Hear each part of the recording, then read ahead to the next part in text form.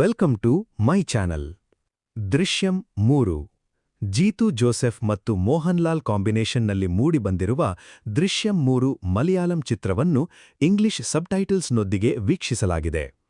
ಈ ಸಿನಿಮಾ ಚಿತ್ರಮಂದಿರಗಳಲ್ಲಿ ದೃಶ್ಯ ಕಾವ್ಯವಾಗುತ್ತದೆಯೋ ಅಥವಾ ಬಾಕ್ಸ್ ಆಫೀಸ್ನಲ್ಲಿ ಅದೃಶ್ಯವಾಗುತ್ತದೆಯೋ ಎಂಬುದನ್ನು ಪ್ರೇಕ್ಷಕರೇ ನೋಡಿ ನಿರ್ಧರಿಸಬೇಕು. ಈ ವಿಮರ್ಶೆಯಲ್ಲಿ ಚಿತ್ರದ ಕುರಿತಾದ ನನ್ನ ಸಂಪೂರ್ಣ ಅಭಿಪ್ರಾಯವನ್ನು ಹಂಚಿಕೊಳ್ಳುತ್ತಿದ್ದೇನೆ.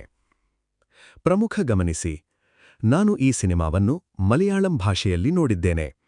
ಈ ಹಿಂದೆ ದೃಶ್ಯಂ 1 ಮತ್ತು ದೃಶ್ಯಂ 2 ಚಿತ್ರಗಳನ್ನು ತೆಲುಗಿನಲ್ಲಿ ನೋಡಿದ್ದರಿಂದ ಈಗ ನೇರವಾಗಿ ಮಲಯಾಳಂನಲ್ಲಿ ನೋಡುವಾಗ ನಟ-ನಟಿಯರು ಮತ್ತು ಅವರ ಪಾತ್ರಗಳ ಹೆಸರುಗಳು ಬದಲಾಗಿ ಕಥೆಯನ್ನು ಫಾಲೋ ಮಾಡುವುದು ಕೊಂಚ ಕಷ್ಟ ಎನಿಸಿತು. ಕಥೆ ಒಂದೇ ಆಗಿದ್ದರೂ ಪಾತ್ರಗಳ ವಿಷಯದಲ್ಲಿ ಗೊಂದಲ ಉಂಟಾಗಬಹುದು. ಆದ್ದರಿಂದ ಈ 3ನೇ ಭಾಗವನ್ನು ಸುಲಭವಾಗಿ ಅರ್ಥ ಮಾಡಿಕೊಳ್ಳಬೇಕೆಂದರೆ ಕನ್ನಡ ಅಥವಾ ತೆಲುಗು ಡಬ್ಬಿಂಗ್ ಲಭ್ಯವಿದ್ದರೂ ಸಹ ಮೊದಲ 2 ಭಾಗಗಳನ್ನು ಮಲಯಾಳಂನಲ್ಲಿಯೇ ನೋಡಿ ಆನಂತರ ಈ ಪಾರ್ಟ್ 3 ನೋಡುವುದು ಉತ್ತಮ. ಸಿನಿಮಾ ಹೇಗಿದೆ? ಕಥೆಯ ಹಿನ್ನೆಲೆ. 2ನೇ ಭಾಗದ ನಂತರ ಇಷ್ಟು ವರ್ಷಗಳ ಗ್ಯಾಪ್ನಲ್ಲಿ ಮೋಹನ್ಲಾಲ್ ಪಾತ್ರ ಏನು ಮಾಡುತ್ತಿದೆ, ಅವರ ಕುಟುಂಬ ಎಂತಹ ಪರಿಸ್ಥಿತಿಗಳನ್ನು ಎದುರಿಸುತ್ತಿದೆ, ಇಬ್ಬರು ಮಕ್ಕಳು ಏನು ಮಾಡುತ್ತಿದ್ದಾರೆ, ಅವರು ಯಾವುದಕ್ಕಾಗಿ ಸಿದ್ಧರಾಗುತ್ತಿದ್ದಾರೆ ಮತ್ತು ಅವರ ಗತಕಾಲ ಅವರನ್ನ ಹೇಗೆ ಬೆನ್ನಟ್ಟುತ್ತಿದೆ ಎಂಬ ಅಂಶಗಳ ಸುತ್ತ ಈ ದೃಶ್ಯಂ 3 ಚಿತ್ರ ಕಥೆ ಸಾಗುತ್ತದೆ. ಸಿನಿಮಾ ಹೇಗಿದೆ? ಕಥೆಯ ಹಿನ್ನೆಲೆ. 2ನೇ ಭಾಗದ ನಂತರ ಇಷ್ಟು ವರ್ಷಗಳ ಗ್ಯಾಪ್ನಲ್ಲಿ ಮೋಹನ್ಲಾಲ್ ಪಾತ್ರ ಏನು ಮಾಡುತ್ತಿದೆ, ಅವರ ಕುಟುಂಬ ಎಂತಹ ಪರಿಸ್ಥಿತಿಗಳನ್ನು ಎದುರಿಸುತ್ತಿದೆ, ಇಬ್ಬರು ಮಕ್ಕಳು ಏನು ಮಾಡುತ್ತಿದ್ದಾರೆ, ಅವರು ಯಾವುದಕ್ಕಾಗಿ ಸಿದ್ಧರಾಗುತ್ತಿದ್ದಾರೆ ಮತ್ತು ಅವರ ಗತಕಾಲ ಅವರನ್ನ ಹೇಗೆ ಬೆನ್ನಟ್ಟುತ್ತಿದೆ ಎಂಬ ಅಂಶಗಳ ಸುತ್ತ ಈ ದೃಶ್ಯಂ 3 ಸಿನಿಮಾ ಕಥೆ ಸಾಗುತ್ತದೆ. ಪಾತ್ರಗಳ ಪ್ರಾಮುಖ್ಯತೆ.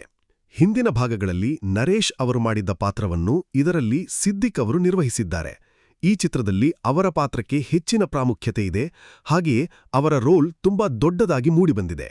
ಮೊದಲ 2 ಭಾಗಗಳೊಂದಿಗೆ ಹೋಲಿಕೆ. ದೃಶ್ಯಂ 1 ಮತ್ತು ದೃಶ್ಯಂ 2 ಸಿನಿಮಾಗಳಲ್ಲಿ ಪ್ರೇಕ್ಷಕರನ್ನ ಶಾಕ್ಗೆ ಒಳಗಾಗಿಸುವ ಅಂಶಗಳು, ಥಿಯೇಟರ್ನಲ್ಲಿ ಸೀಟಿ ಹೊಡೆಯುವಂತಹ ಸೀನ್ಗಳು ತುಂಬಾ ಹೆಚ್ಚಾಗಿದ್ದವು.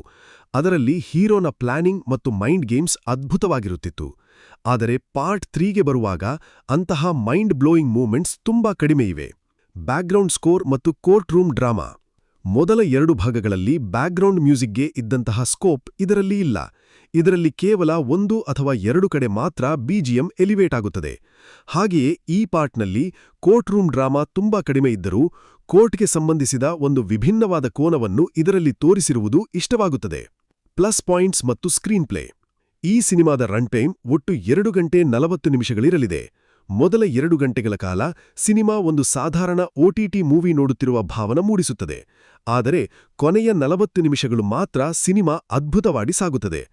ಆ ಸಮಯದಲ್ಲಿ ಬರುವ ಸ್ಕ್ರೀನ್ ಪ್ಲೇ ಸೂಪರ್ ಆಗಿರುವುದಷ್ಟೇ ಅಲ್ಲದೆ ಹಿಂದಿನ ಕಥೆಗಳಲ್ಲಿದ್ದ ಸುಮಾರು 99% ಪ್ರಶ್ನೆಗಳಿಗೆ ಸೂಕ್ತವಾದ ಮುಕ್ತಾಯ ಕ್ಲೋಷರ್ ಅನ್ನು ನೀಡುತ್ತದೆ. ಇಮೋಷನಲ್ ಎಂಡಿಂಗ್ ಕೂಡ ಪ್ರೇಕ್ಷಕರನ್ನ ಸೆಳೆಯುವಂತೆ ಡಿಸೈನ್ ಮಾಡಲಾಗಿದೆ. ಅಂತಿಮ ತೀರ್ಪು.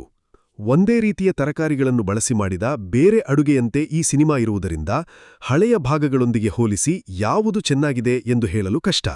ಓವರಾಲ್ ಆಗಿ ಇದೊಂದು ಉತ್ತಮ ಸಿನಿಮಾ ಎಂದು ಹೇಳಬಹುದು. ಸಿನಿಮಾದ ಕೊನೆಯಲ್ಲಿ ಪಾರ್ಟ್ 4 ಕೂಡ ಇರಲಿದೆ ಎಂಬ ಒಂದು ಸಣ್ಣ ಸುಳಿವನ್ನು ನೀಡಿದ್ದಾರೆ. ಆದರೆ 4ನೇ ಭಾಗದ ಅಗತ್ಯವಿದೆಯೋ ಅಥವಾ ಇಲ್ಲವೋ ಎಂಬುದು ಯೋಚಿಸಬೇಕಾದ ವಿಷಯ. ಈ ಸಿನಿಮಾ ಎಲ್ಲರಿಗೂ ಇಷ್ಟವಾಗುತ್ತದೆಯೋ ಇಲ್ಲವೋ ಎಂಬುದನ್ನು ಕಾಲವೇ ನಿರ್ಧರಿಸಬೇಕು. ನನ್ನ ರೇಟಿಂಗ್ 2.89/5 ಟೊಮ್ಯಾಟೊಗಳು. ನೀವು ಕೂಡ ಈ ಸಿನಿಮಾ ನೋಡಿದ್ದರೆ ನಿಮಗೆ ಎಷ್ಟು ರೇಟಿಂಗ್ ನೀಡಬೇಕು ಎನಿಸಿತು ಎಂಬುದನ್ನು ಕೆಳಗೆ ಕಮೆಂಟ್ ಮಾಡಿ. ಹಾಗೆಯೇ ಚಾನಲ್ ಅನ್ನು ಇನ್ನೂ ಸಬ್ಸ್ಕ್ರೈಬ್ ಮಾಡಿಕೊಳ್ಳದಿದ್ದರೆ ತಕ್ಷಣವೇ ಸಬ್ಸ್ಕ್ರೈಬ್ ಮಾಡಿಕೊಳ್ಳಿ.